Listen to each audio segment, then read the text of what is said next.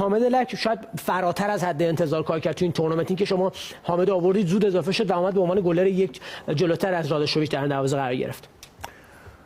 حامد خب اولا که یه پرسپولیسی به تمام معنیه و از موقعی که سبا با من کار میکرد سال فکر میکنم 91 اینا بود، 91 92 بود، از اون موقع همش میگفت پرسپولیس و خب اون لحظه هم که باهاش قرارداد بستیم فقط گفت خدا رو شکر که به آرزوم رسیدم و این فکر میکنم که خیلی مهم بود تو کارش، تو انگیزه برای تمرین کردن، برای تمرکز داشتن. الان میبینی اصلا تو صفحه پیجای و نمیدونم فضای مجازی هم اصلا نیستش، خیلی کم، من خودم ندیدمش، نمیدونم والا پیجی داره نره، ولی تمام تمرکزش رو تمرینش.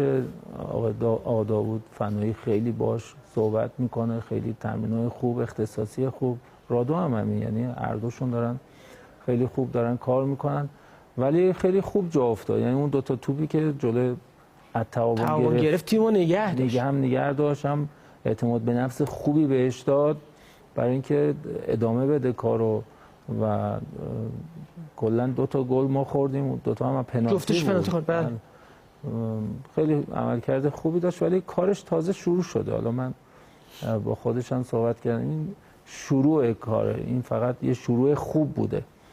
مهم اینه که ادامه بده، مهم اینه که خیلی هم خوب تموم کنه. باید همینجور هم تمرکزش هم تو تمرینات باشه، از لحاظ زندگی شخصی، زندگی خصوصی و تمرینات و تمرکز داشتن رو کارش، این چیزاست که بهش کمک میکنه. امیدوارم که واقعا